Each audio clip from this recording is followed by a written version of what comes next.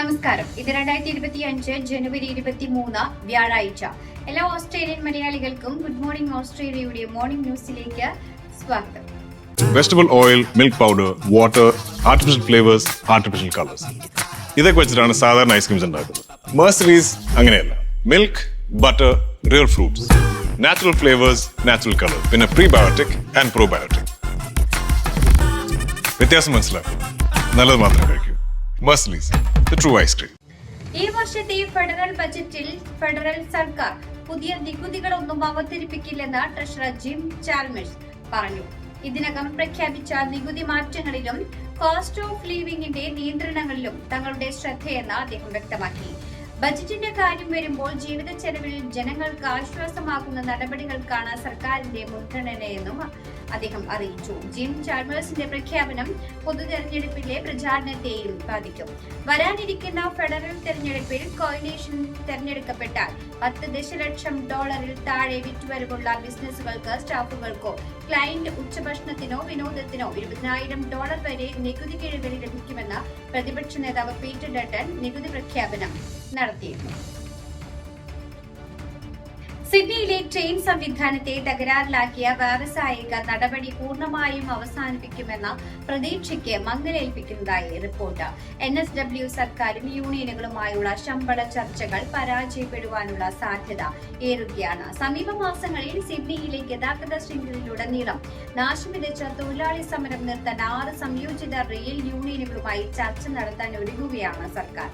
Fair work കമ്മീഷന്റെ പണിമുടക്ക് റദ്ദാക്കാനുള്ള നിയമപരമായ ശ്രമം സർക്കാർ ഉപേക്ഷിക്കുമെന്നും ചർച്ചകൾ വഴി പ്രശ്നപരിഹാരത്തിനായുള്ള ശ്രമമാണ് നടത്തുകയെന്ന് NSW ഗതാഗത മന്ത്രി ജോ ലേലൻ പറഞ്ഞു. എന്നാൽ 8 മാസമായി തുടരുന്ന ചർച്ചകൾ പരാജയപ്പെട്ടാൽ കൂടുതൽ വ്യാവസായിക നടപടികളിലേക്ക് യൂണിയനുകൾ കടക്കുമെന്ന ആശങ്കകൾ ഉയരുന്നുണ്ട്. ചർച്ചയിലെ 6 യൂണിയനുകളിൽ ഏറ്റവും വലുതായ റെയിൽ ട്രാം ബസ് യൂണിയൻ കൂടുതൽ തടസ്സങ്ങൾ സൃഷ്ടിക്കുവാനുള്ള സാധ്യത ഉയർത്തിയിട്ടുണ്ട്.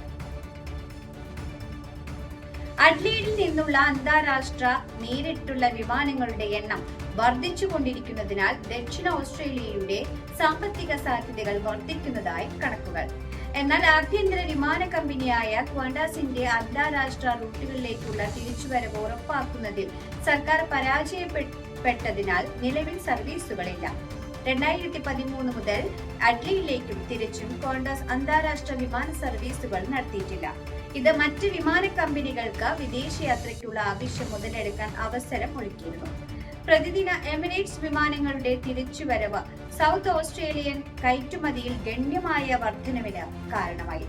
ഓരോ ആഴ്ചയും ഏകദേശം 200 ടൺ ചരക്ക് ഇപ്പോൾ UAEയിലേക്ക് അയക്കുന്നു. ഇത് സാമ്പത്തിക വളർച്ചയെ വളരെയധികം സ്വാധീനിക്കുന്നതായി കണക്കുകൾ വ്യക്തമാക്കുന്നു. അടുത്ത തെരഞ്ഞെടുപ്പിന് മുമ്പ് വ്യാജ വാർത്തകളിലും തെറ്റായ വിവരങ്ങളിലും ഉടനടി നടപടിയെടുക്കണമെന്ന് സ്വതന്ത്ര MPമാർ സർക്കാരിനോട് അഭ്യർത്ഥിച്ചു. വരാനിരിക്കുന്ന തെരഞ്ഞെടുപ്പിൽ AI-യെക്കുറിച്ചും വിദേശ ഇടപെടലുകളെക്കുറിച്ചും ഓസ്ട്രേലിയൻ ഇലക്ട്രിക്കൽ കമ്മീഷൻ മുന്നറിയിപ്പ് നൽകിയതിന്റെ അടിസ്ഥാനത്തിലാണിത്.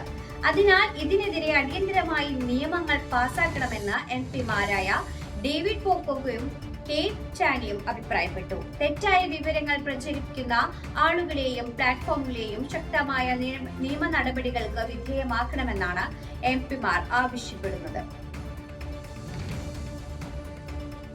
സ്തനാർബുദത്തിനെതിരെ ആശ്വാസ കണ്ടെത്തലുമായി രാജ്യത്തെ ഗവേഷകർ. സ്തനാർബുദത്തിന്റെ സാധാരണ രൂപത്തിന്റെ അതിജീവന നിരക്ക് മെച്ചപ്പെടുത്താൻ കഴിയുന്ന പുതിയ ചികിത്സ ഓസ്ട്രേലിയൻ ഗവേഷകർ കണ്ടെത്തി. മെൽബണിലെ പീറ്റർ മക്കല്ലം ക്യാൻസർ സെന്ററിലെ ഗവേഷകരാണ് ചികിത്സയ്ക്ക് പിന്നിൽ.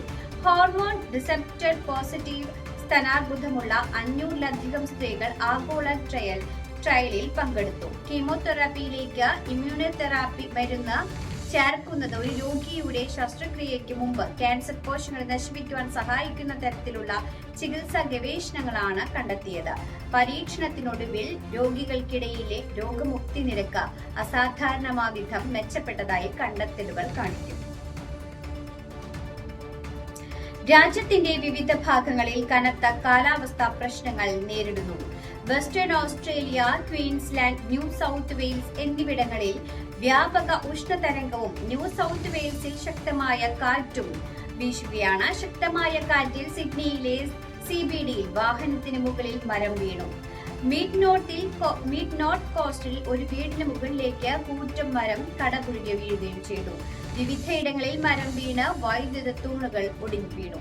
ആളപായമൊന്നും റിപ്പോർട്ട് ചെയ്തിട്ടില്ല. സിഡ്നി ഹാർബറിലും കിഴക്കൻ പ്രാന്തപ്രദേശങ്ങളിലെ ബീച്ചുകളിലും മണിക്കൂറിൽ 90 കിലോമീറ്റർ വരെ വേഗത്തിൽ കാറ്റ് വീശി. ചില ഭാഗങ്ങളിൽ ഇന്നലെ രാത്രി ഇടിമിന്നലും ഉണ്ടായി. പർത്തിലും സമീപ പ്രദേശങ്ങളിലും ഉൾപ്പെടെ ചില ഭാഗങ്ങളിൽ താപനില 45 ഡിഗ്രി സെൽഷ്യസ് വരെ ഉയരുമെന്നാണ് കാലാവസ്ഥാ വകുപ്പ് മുന്നറിയിപ്പ് നൽകുന്നത്. ഉഷ്ണതരംഗം ഈ ആഴ്ച മുഴുവൻ തുടരാൻ സാധ്യതയുണ്ടെന്നും മെറ്റ് ഓഫീസ് അറിയിച്ചു.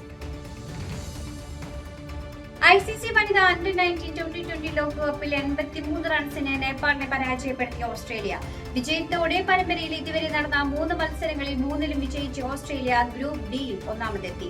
ആദ്യം ബാറ്റ് ചെയ്ത ഓസ്ട്രേലിയ നിശ്ചിത ഓവറിൽ 6 വിക്കറ്റ് നഷ്ടത്തിൽ 139 റൺസ് എടുത്തു. മറുപടി ബാറ്റിംഗിനിറങ്ങിയ നേപ്പാളിന് നിശ്ചിത ഓവറിൽ 8 വിക്കറ്റ് നഷ്ടത്തിൽ 56 റൺസ് എടുക്കുവാനേ കഴിഞ്ഞുള്ളൂ. നേപ്പാളിന് വേണ്ടി ക്യാപ്റ്റൻ പൂജ മഹാത്തോ മാത്രമാണ് 2 അക്ക സ്കോറിലെത്തിയത്. ഓസീസിനു വേണ്ടി Hasrat Gill, Juliette Morton, Lily Bassingthwaighte എന്നിവർ 2 വിക്കറ്റുകൾ വീതം വീഴ്ത്തി.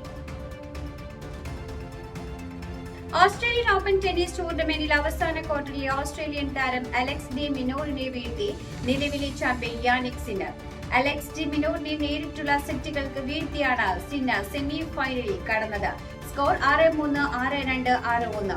US താരം ബെൻ ഷെൽട്ടനാണ് സിന്നറിന്റെ എതിരാളി.